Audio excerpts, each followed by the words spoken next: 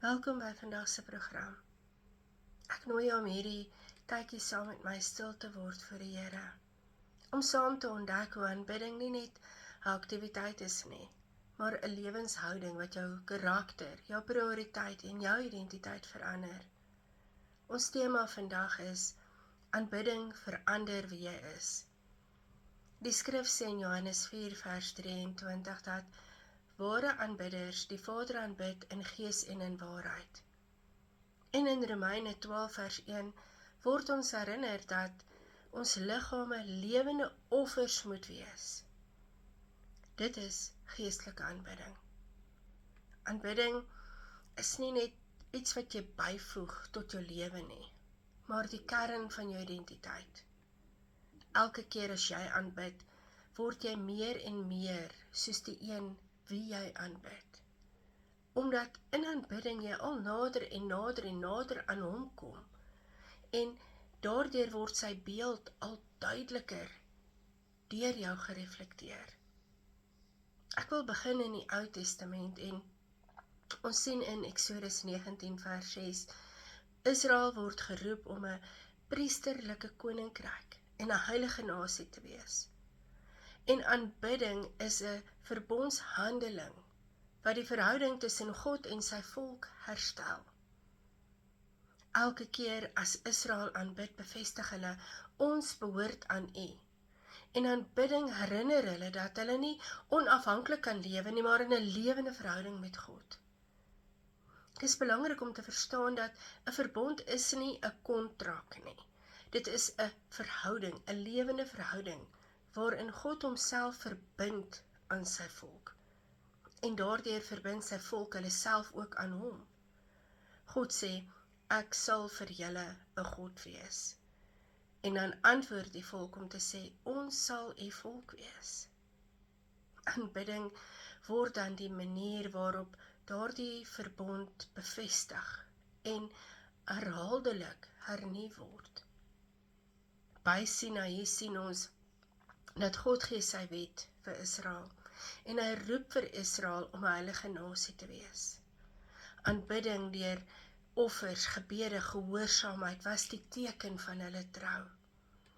Elke offer, elke feesdag was 'n herinnering dat Israel aan God behoort. En dan die ark en die tabernakel het God sy teenwoordigheid in hulle midde bevestig. Aanbidding was die manier waarop hulle daardie teenwoordigheid eerbiedig het. Wanneer jy aanbid, bevestig jy jou plek in die verbond. Jy sê, Here, U is my God. Here, ek is U kind. Dit herrangskik jou prioriteite en dit vorm jou karakter. Jy word meer geduldig, bietjie meer genederig, 'n bietjie meer Christus gesentreer, omdat jy leef vanuit daardie sekerheid dat jy aan God behoort.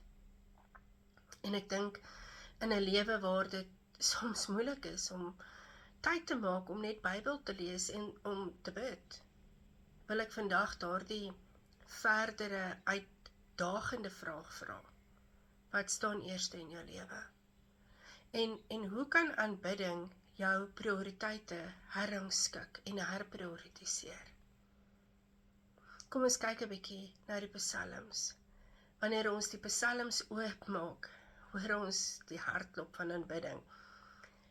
Dit is nie sommer net 'n mooi poesie wat daarin opgeskryf is nie. Dis rou emosies. Mense wat God loof, wat kla en jubel, huil. Die psalms wys dat aanbidding volledig is. Dit raak jou emosies, jou liggaam, jou gemeenskap, jou etiek, jou hele menswees aan. In Psalm 100 sê dit, kom sy poorte binne met lof. En hier sien ons dat aanbidding 'n vreugdevolle uitnodiging is om God se teenwoordigheid binne te gaan. Jy kom nie leeg of koud na hom toe nie, maar met dankbaarheid en met lof.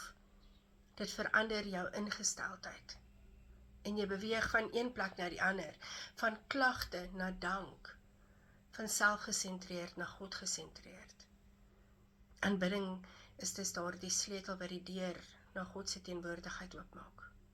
En dit vul jou hart met vreugde. In Psalm 47 sê dit, klap julle hande, al julle volke. Aanbidding is nie net innerlik nie, maar dit is liggaamlik. Hande klap, dans, sing, is 'n uitdrukking van vreugde en eerbied. Jou liggaam word 'n instrument van aanbidding. En dit herinner ons dat geloof nie net in jou kop bly nie, maar deur jou hele wese uitgedruk word. Wanneer jy jou liggaam gebruik om God te loof, word jou hele mens deel van die loflied. Psalm 150 sê, laat alles wat asem het die Here loof. Aanbidding is 'n kosmiese koor. Elke asemhaling is 'n geleentheid om God te loof. Die skepping self jubel saam. Die berge, die riviere, die sterre, die voëls en die wind. Ons sluit aan by 'n universele loflied wat nooit ophou nie. En dit beteken dat aanbidding is nie beperk nie tot 'n spesifieke elitegroep nie. Elke mens, elke skepsel, elke asemhaling kan 'n deel in die loflied hê. Psalm 12 sê, die Here het 'n saak met die verdrukkes.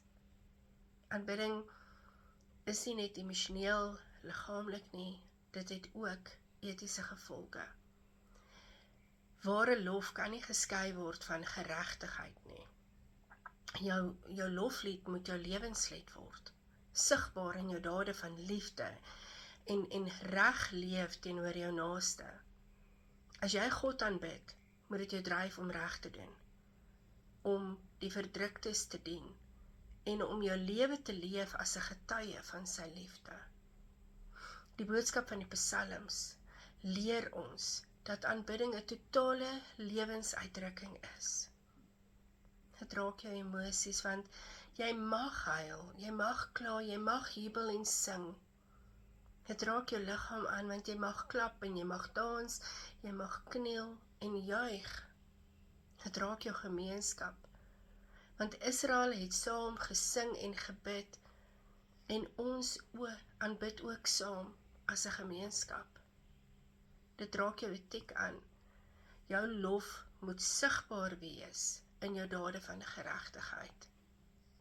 Die boodskap is dus dat jou loflied 'n lewenslied moet wees. As jy God aanbid, begin jy ook reg leef teenoor jou naaste. Aanbidding is nie net 'n klank wat uit jou mond uitkom nie. Dis 'n lewenshouding wat jou karakter en jou verhoudings vorm. Luisteraars, aanbidding is nie net 'n lied wat ons sing of 'n offer wat ons bring nie. Dit is 'n totale oorgawe van jou hele menswees, jou hele wese. Dit is die erkenning dat ons nie vir onsself lewe nie, maar vir God, vir hom, vir die een vir wie ons lief is. Aanbidding begin hier in jou hart. Jou emosies, jou begeertes word op hom gerig. Hy word die sentrum van jou liefde, jou vreugde, en dit beteken dat jy nie jou hart moet vul met vrees of afguns, selfsug, maar dat jy jou hart sal oopmaak vir sy vrede en vir sy liefde. Aanbidding sluit jou siel in, jou identiteit en jou hele lewe. Jy leef nie meer vir jouself nie, maar vir hom. Jou siel is die kern van wie jy is, en wanneer jy aanbid, verklaar jy, Here, ek behoort aan U.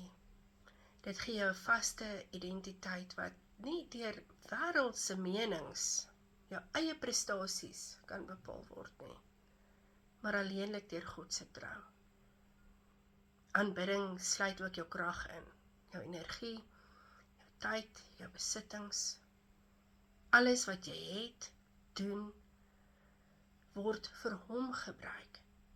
Jou werk, jou gesin, jou besluite, jou verhoudings word deel van jou aanbidding. En dit beteken dat jou daaglikse lewe 'n altaar word waarop jy jou lof aan God bring. Wanneer jy God liefhet met jou hele hart, met jou siel en krag, dan word jou prioriteite verander. Jy stel God eerste bo jou werk en bo jou begeertes en bo jou planne. Jou karakter word gevorm, jy word meer geduldig, bietjie meer nederig en net so bietjie meer soos Jesus. Jou lewe word 'n getuienis van aanbidding, nie net jou woorde nie. Aanbidding is nie 'n byvoeging tot jou dag tot dag lewe nie. Dit is iets wat jy op jou kalender aanteken nie. Nie net iets wat jy op jou dagboek 'n tydjie voor inmaak nie. Dit is die fondasie van jou dag. Dit beteken dat as aanbidding kan nie net in 'n tempel of in 'n kerk gebeur nie, maar in jou daaglikse lewe, by jou werk, binne in jou gesin, in jou familie, jou besluite en in jou verhoudings. Luisteraar, dink vir 'n oomblik. Wat vul jou hart en jou siel en jou krag? Is dit dinge wat verbygaan? Of is dit die Here self?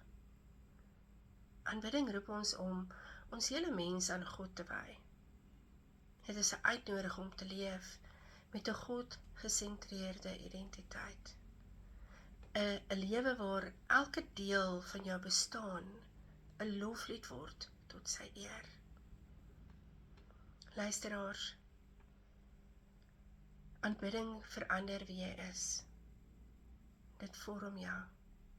Maar die goeie nuus is dat die verbond wat ons in die Ou Testament sien, het sy vervulling in Christus. Hy het 'n nuwe verbond met sy bloed verseël. En elke keer as ons aanbid, herinner ons onsself dat ons nie onafhanklik lewe nie, maar in 'n lewende verhouding met Christus. Aanbidding is daar die verbondsverklaring. Ons behoort aan hom, ons lewe is aan hom toegewy, ons identiteit word deur hom gevorm. Luisteraars, een van die diepste werke van aanbidding wat dit in ons lewens doen, is dat dit ons karakter vorm en dit lig ons uit ons en bo ons omstandighede. Wanneer jy jou hart, jou siel, jou verstand en jou krag aan God oorgee, dan begin jou geesmens vorentoe kom. Dit beteken dat jou innerlike mens, die deel van jou wat met God verbind is, sterker word as die uiterlike druk van jou situasie. Aanbidding bring jou in 'n plek waar jy nie meer deur jou omstandighede gedefinieer word nie, maar deur jou verhouding met God. Jou geesmens word gevoed, vernuwe, en dit gee vir jou 'n nuwe perspektief. En daar waar jy vrees gehad het, word dit gevul met vrede. Daar waar moedeloosheid was, kom daar hoop. Daar waar selfgesentreerdheid was, kom daar nederigheid en liefde. Aanbidding is nie net 'n reaksie op wat jy voel nie, maar 'n transformasie van wie jy is. Dit lig jou op. Dit trek jou uit jou swaar van jou omstandighede en dit plaas jou in die lig van God se teenwoordigheid. Selfs wanneer jy deur donker tye gaan, selfs wanneer jy depressie ervaar, kan aanbidding jou dra. Depressie bring dikwels daardie gevoel van swaarheid, moedeloosheid, isolasie. Maar aanbidding lig jou op, nie omdat jou omstandighede skielik verdwyn nie, maar omdat jou fokus verskuif van jou pyn na God se teenwoordigheid. En daar waar moedeloosheid is, bring aanbidding vir jou hoop. Waar daar swaarmoedigheid is, bring aanbidding vir jou vreugde. En daar waar gebrokenheid is, bring aanbidding vir jou genesing. Aanbidding help jou om te onthou dat jy nie deur jou omstandighede gedefinieer word nie, maar deur jou verhouding met God. Jou geesmens, jou denke, jou optrede, alles word gelei.